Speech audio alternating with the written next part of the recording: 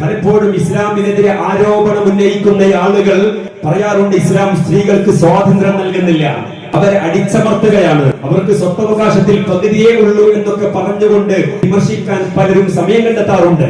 മുഹമ്മദ് നബി സല്ലല്ലാഹു അലൈഹി വസല്ലമ തങ്ങൾ ജനിക്കുന്ന സമയത്ത് അറേബ്യയിലെ ചില ഗോത്രങ്ങൾക്കിടയിൽ ഉണ്ടായിരുന്ന ആചാരമാണ് ഭാര്യ പ്രസവിച്ചത് പെൺകുഞ്ഞാണെന്നറിഞ്ഞാൽ അവരുടെ മുഖം കരിവാളിച്ചു പോകും, കറുത്തു പോകും. അപമാന ഭാരത്താൽ പുറത്തിറങ്ങാൻ കഴിയാത്ത വിധം സ്വന്തം പെൺകുഞ്ഞിനെ ജീവനോടെ കുഴിച്ചു മൂടുമ്പോൾ മാത്രം സമാധാനം കണ്ടിരുന്ന ഒരു വർഗം, ആ സമൂഹത്തോടാണ് മുഹമ്മദ് നബി പറഞ്ഞത്, വഇദൽ മൗഊദതി സുഇലത് ബിഅയ്യി ദംബിൻ ഖുതിലത്. എന്ത് കാരണത്താലാണ് പെൺകൊടികളെ നിങ്ങൾ ജീവനോടെ കുഴിച്ചു മൂടിയത്? പരലോകത്ത് പടച്ചവന്റെ മുമ്പിൽ മറുപടി പറയേണ്ടി വരും.